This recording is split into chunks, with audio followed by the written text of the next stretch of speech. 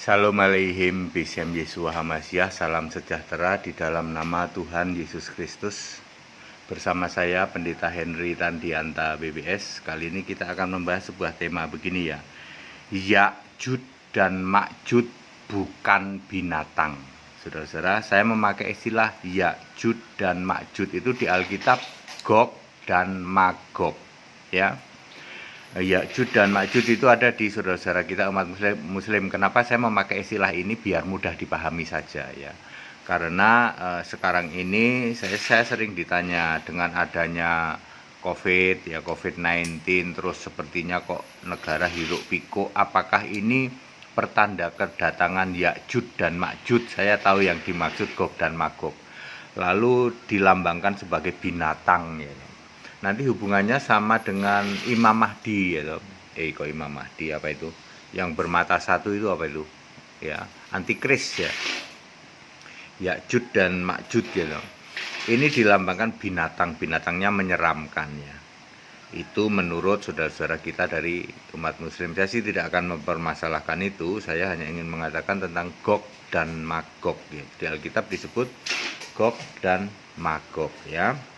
Kalau kita membaca Wahyu 20 ayat 8, Wahyu 20 ayat 8, di situ iblis setelah dilepaskan dari penjara itu terus menyesatkan banyak orang ya. Sebanyak pasir di laut tuh. Hanya waktu sebentar tapi menyesatkan begitu banyak orang. Lalu mengepung Yerusalem, kota kudus ya, mengepung Yerusalem dari keempat penjuru, yaitu Gog dan Magog ya. Lalu nanti anak domba akan memusnahkan itu semua melalui api belerang yang turun dari langit ya. Ini mirip dengan Sodom Gomora ya. Lalu referensinya di dalam Yehezkiel 38 ayat 2, Gog dan Magog itu adalah raja. Gog adalah raja Mesek, Magog adalah raja Tubal. Nah, di mana Mesek dan Tubal tidak dijelaskan, tapi kalau diurut-urut itu ada yang bilang Rusia ya, sudahlah di utara sekali ya. Ada yang bilang Rusia, silahkan lah ya. Tetapi saya ingin mengatakan Gog dan Magog ini dari seluruh penjuru bumi ya. Dikatakan dari keempat penjuru bumi. Oke, ngumpulnya di Gog dan Magog di Raja Mesek, Raja Tubal. Tetapi personilnya itu dari seluruh bumi. Jadi nanti Yerusalem itu akan dikepung oleh bangsa-bangsa seluruh bumi. Nanti setelah kerajaan 1000 tahun. Ingat, Yesus memimpin dulu, anak domba menjadi raja dulu di bumi selama 1000 tahun, barulah Gog dan Magog ya. Nanti akan dimusnahkan oleh anak domba ya.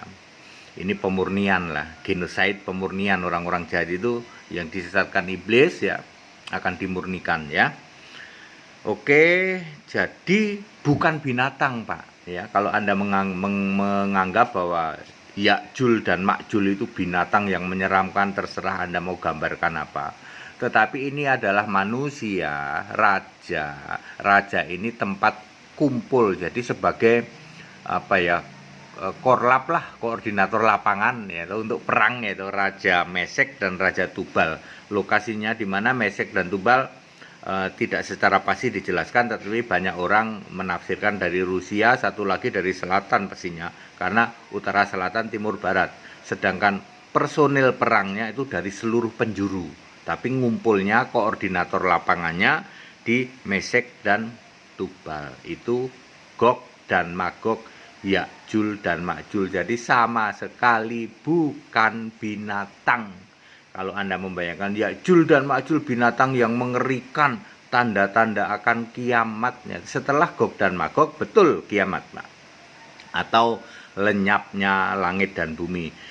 Bahasa Arabnya kiamat ya. Ya kadang saya memakai kata-kata kiamat untuk mengatakan lenyapnya langit dan bumi. Di dalam Alkitab itu lenyapnya langit dan bumi, Wahyu 20 ayat 11, atau juga berakhirnya ya.